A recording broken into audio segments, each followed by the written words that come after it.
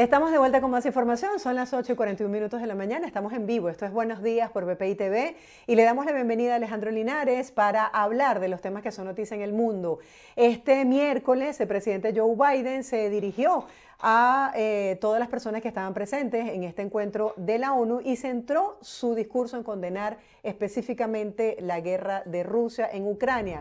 Acusó al presidente ruso de violar descaradamente los principios fundados en esta Carta de las Naciones Unidas. Alejandro, un poco lo que tocábamos el día de ayer, bienvenido, gracias por tu tiempo. Quisiera que nos comentaras qué significó para ti este discurso del presidente Biden. Hola Marjorie, buenos días para ti, te saludo, también saludo a toda la audiencia. Tal y como lo conversamos el día de ayer, uno de los puntos fuertes del discurso del presidente Joe Biden en la Asamblea General de Naciones Unidas fue precisamente el tema de la guerra en Ucrania, el tema de la guerra que se ha desatado en Ucrania a propósito de la invasión de Rusia a ese país. Como era de esperarse, pues Joe Biden habló en términos muy duros, se refirió en términos muy duros a la guerra en Ucrania y las declaraciones de Biden o la locución de Biden, sus palabras, van en consonancia con la posición que ha fijado la Casa Blanca desde el 24 de febrero de este mismo año, que fue precisamente cuando comenzó la escalada bélica, la escalada militar de Rusia en Ucrania. Sí, el presidente Biden también hablaba de una expansión de miembros permanentes y no permanentes del Consejo de Seguridad en momentos en que Rusia ha amenazado con el uso del arma atómica. ¿Qué nos puedes decir con respecto a esto? Sí, a ver, no solo el presidente Biden ha hecho referencia a una posible modificación de la estructura actual de la ONU, sobre todo del Consejo de Seguridad. Quizá es Biden quien lo ha mencionado con mayor especificidad, con mayor detalle, pero en discursos anteriores, en los discursos que pudimos ver, por ejemplo, durante el día martes, varios mandatarios, varios dignatarios hicieron referencia a la necesidad de modificar la estructura o de refundar la estructura de las Naciones Unidas y de todo su sistema. ¿Por qué se hace referencia a esta necesidad? ¿Por qué se menciona esta necesidad? Porque, como te estuve comentando el día de ayer, Marjorie, el Consejo de Seguridad tiene 15 miembros. De esos 15 miembros, 10 son rotativos, es decir, son no permanentes, solo tienen derecho a voto, mientras que los otros 5 miembros, entre ellos Rusia, son permanentes y además de derecho a voto, tienen derecho a veto. ¿Qué quiere decir esto? Que cualquiera de esos miembros permanentes, en este caso Rusia, pueden hacer la guerra como en efecto la están haciendo, como Rusia la está haciendo en este momento en Ucrania. Y es muy difícil hacer que ese asunto sea deliberado por el Consejo de Seguridad. ¿Por qué? Porque si el asunto tratara de llevarse al Consejo de Seguridad o si en Consejo de Seguridad tratara de aprobarse una resolución en contra de alguna escalada militar, en este caso de la guerra de Rusia en Ucrania, sería muy fácil que ese tema que se llevaría a discusión o que esa eventual resolución sea aprobada porque Rusia podría hacer uso de su privilegio y de su derecho a veto. Entonces, se está hablando no solo de una ampliación de los miembros no permanentes, sino que también se está haciendo referencia a una posible modificación de las normas de juego dentro del Consejo de Seguridad. Ojo, esto tiene que ser manejado con mucha mano zurda, con mucha mano izquierda por Estados Unidos y por sus aliados, porque en este momento se habla de una posible modificación de las reglas de juego dentro del Consejo de Seguridad porque es Rusia quien está haciendo la guerra. pero una posible modificación de las reglas de juego podría afectar a Estados Unidos y a varios de sus socios occidentales más importantes. Estoy hablando, por ejemplo, de Reino Unido, estoy hablando, por ejemplo, de Francia, porque hay que recordar que tanto Francia como Reino Unido como Estados Unidos, por ser miembros permanentes del Consejo de Seguridad, también tienen derecho a veto, tienen derecho a voto y derecho a veto. Entonces, si se modifican las reglas para Rusia, también se estarían modificando las reglas para ellos. Ellos tendrían que evaluar si eso es conveniente o no es del todo conveniente. Claro, y como lo dijimos ayer, el presidente Zelensky en un video pregrabado se dirigió al mundo hablando y denunciando la invasión rusa, la destrucción que ha causado a su pueblo y demandó al resto del mundo un castigo para Moscú. Por otro lado, vimos de manera inesperada cómo el presidente de China hacía un llamado a ambas partes para que lograran una conciliación sobre lo que está ocurriendo y la primera ministra británica Liz Truss decía que van a apoyar a Ucrania hasta vencer a Rusia. ¿Cuál es tu análisis sobre todos estos pronunciamientos? Bueno, vamos por partes. Primero hablemos acerca del presidente Zelensky. El presidente Zelensky está haciendo lo que a él le corresponde. En primer lugar, no asistió en persona, no asistió directamente a la sede de Naciones Unidas en Nueva York, se dirigió a la audiencia, se dirigió al Pleno a través de una grabación, a través de un video pregrabado. Con esto envía un mensaje claro: soy el presidente de Ucrania, represento legítimamente a Ucrania, a su pueblo, tengo el derecho de estar en la Asamblea de Naciones Unidas, me dirijo a la Asamblea de Naciones Unidas, pero lo hago de forma pregrabada porque me encuentro en una situación excepcional. Esa situación excepcional es una guerra que se está librando en mi país luego de una invasión organizada, orquestada, perpetrada por Rusia. Eso en cuanto al presidente Volodymyr Zelensky. Luego, en cuanto a la actuación de China, China está manteniendo la postura, la posición que prácticamente asumió desde el inicio de la guerra en Ucrania a comienzos de este año. Se trata de una postura de aparente equilibrio, y hablo de aparente equilibrio porque es consabido que Rusia y China, o China y Rusia, como se le quiera ver, son aliados importantes. De hecho, tanto Xi Jinping como Vladimir Putin han sostenido varios encuentros, han sostenido varias reuniones que básicamente han servido para ratificar ese carácter de aliados estratégicos. Incluso se ha llegado a decir que la relación, o los líderes, tanto Xi Jinping como Vladimir Putin, han llegado a decir que la relación entre Pekín y Moscú, más que una relación de aliados, es una relación de socios.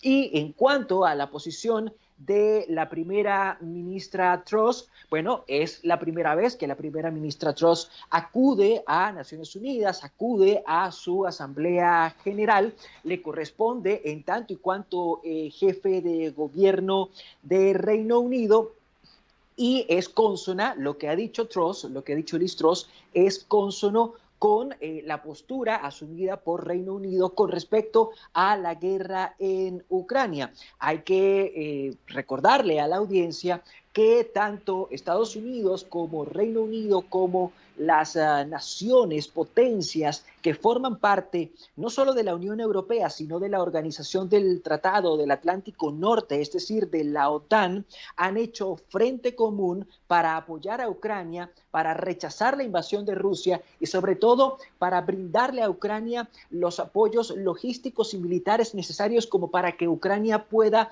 defenderse de esa agresión rusa. Entonces, insisto, lo que ha dicho y hecho Liz Truss es consono con la posición que viene manteniendo Reino Unido desde que comenzó la guerra en Ucrania, que es básicamente la posición que asumió el primer ministro, o ahora ex primer ministro, Boris Johnson.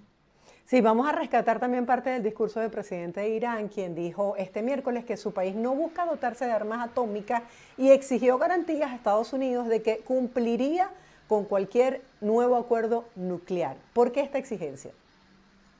Ok. En el caso de Irán, el programa nuclear de Irán siempre ha generado escepticismo, siempre ha generado o despertado suspicacias, porque Irán mantiene la afirmación, ellos afirman que su programa nuclear tiene fines pacíficos, es decir, ellos quieren desarrollar energía nuclear para poder generar otros tipos de energía como la eléctrica, por ejemplo.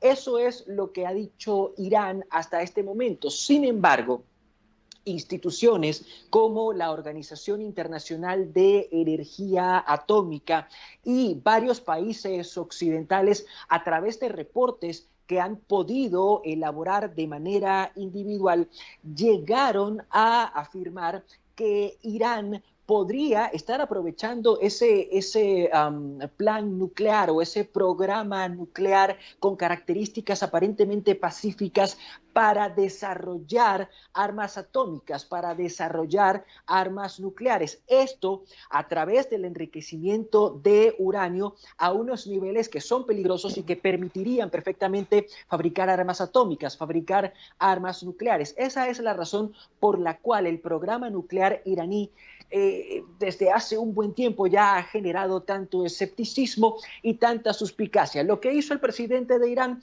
fue repetir una vez más la versión que venimos escuchando de Irán, que escuchamos, por ejemplo, cuando Mahmoud Ahmadinejad era presidente, cuando Hassan Rouhani fue presidente. Básicamente mantiene la misma línea discursiva, pero además le lanza un anzuelo a Estados Unidos. ¿Por qué digo que le lanza un anzuelo a Estados Unidos? Porque durante las dos administraciones del expresidente Barack Obama, Washington junto con sus aliados europeos, es decir, junto con la Unión Europea, lograron que Irán se sentara en la mesa de negociación y lograron que Irán firmara un acuerdo que le permitía continuar con su programa nuclear siempre y cuando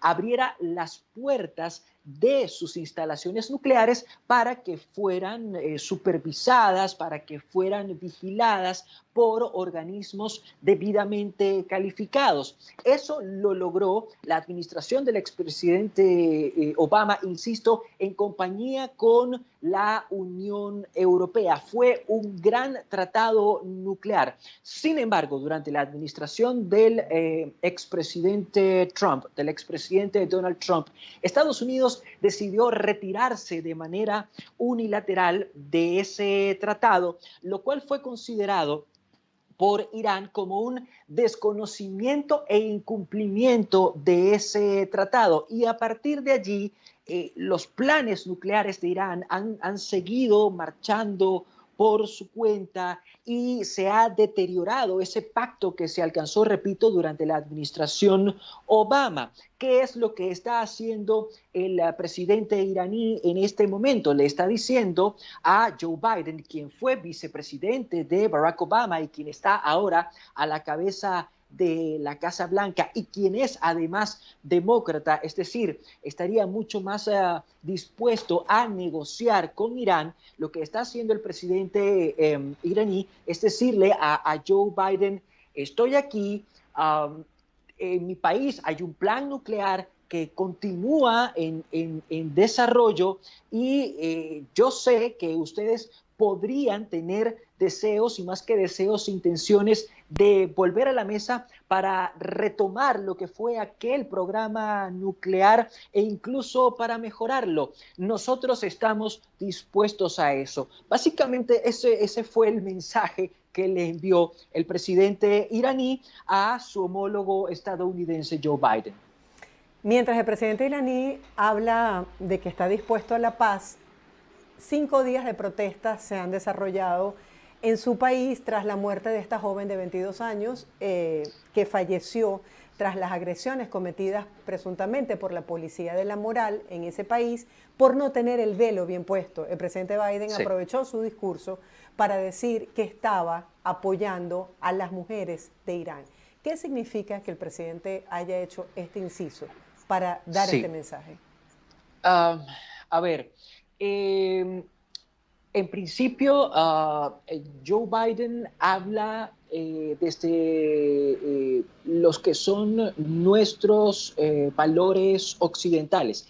Y hablo de nuestros porque nosotros compartimos esos valores, nosotros compartimos esas ideas. Joe Biden habló desde lo que son nuestros valores occidentales y desde lo que para nosotros es inaceptable. Por supuesto que no hay manera de justificar la violencia contra cualquier persona, mucho menos la violencia contra una mujer por no utilizar velo o por no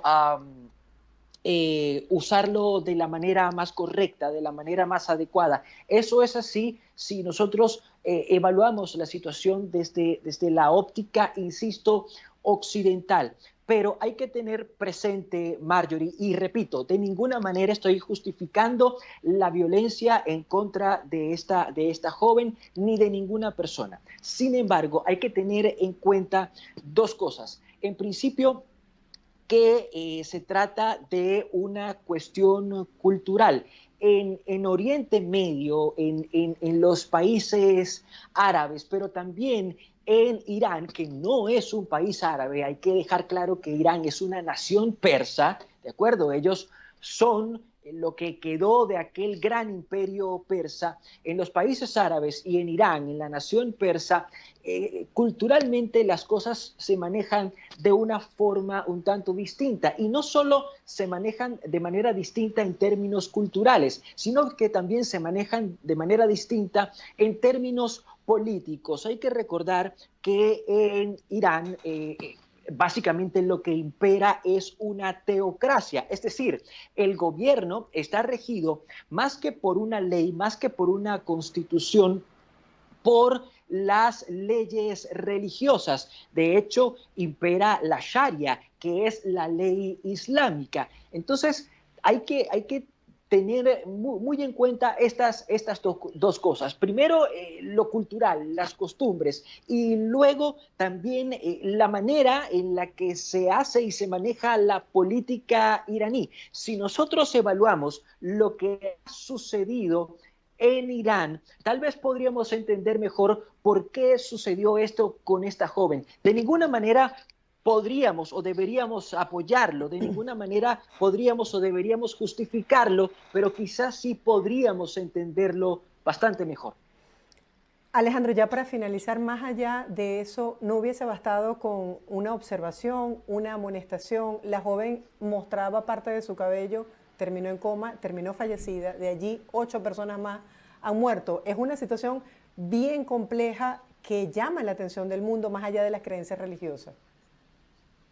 Claro, insisto, desde nuestros valores occidentales, Marjorie, es absolutamente reprochable. Desde nuestros valores occidentales es absolutamente abominable que una joven haya muerto por no colocarse bien un velo, que en este caso, si mal no recuerdo, era el hijab, que no llevaba bien puesto, que no llevaba bien colocado.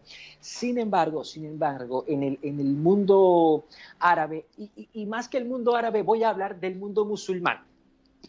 Más que del mundo árabe o del mundo persa, voy a hablar del mundo musulmán. En el mundo musulmán, muchas cosas no son apreciadas con los mismos lentes con los que nosotros las apreciamos. Insisto, no se justifica, o por lo menos nosotros desde nuestros valores, desde estos valores de libertad, de igualdad, que compartimos tú, yo, que comparte mucha gente de la audiencia, nosotros no podemos apoyar una acción de ese tipo, pero si nos detenemos un momento, nos quitamos nuestros lentes occidentales y nos colocamos nuestros lentes islámicos, si se puede llamar de esa forma, quizá podríamos entender un poco mejor la situación. Fíjate que lo que sucede en Irán, y te pido que me permitas un minuto más, fíjate que lo que sucede en Irán no es muy distinto, por ejemplo, a lo que está sucediendo en Afganistán. Afganistán ha experimentado un retroceso de prácticamente un siglo, de prácticamente 2 siglos, luego de 2 décadas, luego de 20 años de un resurgir en el que las mujeres no solo pudieron ir a la escuela, no solo pudieron ir a la universidad, sino que también ocuparon cargos dentro de la administración pública. Al día de hoy, las mujeres, bajo la égida del régimen talibán, han sido relegadas y prácticamente Afganistán ha retrocedido un siglo. A nosotros esa actitud nos parece retrógrada, insisto, desde nuestros valores es absolutamente retrógrada, pero para estas personas que viven la vida desde la cultura islámica y sobre todo desde una cultura islámica y una creencia islámica muy extrema, quizá no es tan descabellado que haya sucedido lo que sucedió, aunque a nosotros, insisto, nos parezca abominable. Gracias, Alejandro, por este planteamiento que nos pone en contexto sobre un tema tan delicado como es la religión musulmana, lo que establece el Corán y lo que está ocurriendo en estos países árabes y persas, como bien lo señalaba. Un abrazo grande, gracias por tu tiempo y seguiremos aquí a través de Buenos Días haciendo los análisis de los temas que son noticia. Un abrazo. Gracias a ustedes, gracias a todo el equipo, siempre será un placer. Estábamos conversando con Alejandro Linares sobre lo que ocurre en este momento en Irán y la violación de los derechos humanos. Nosotros nos despedimos por el día de hoy y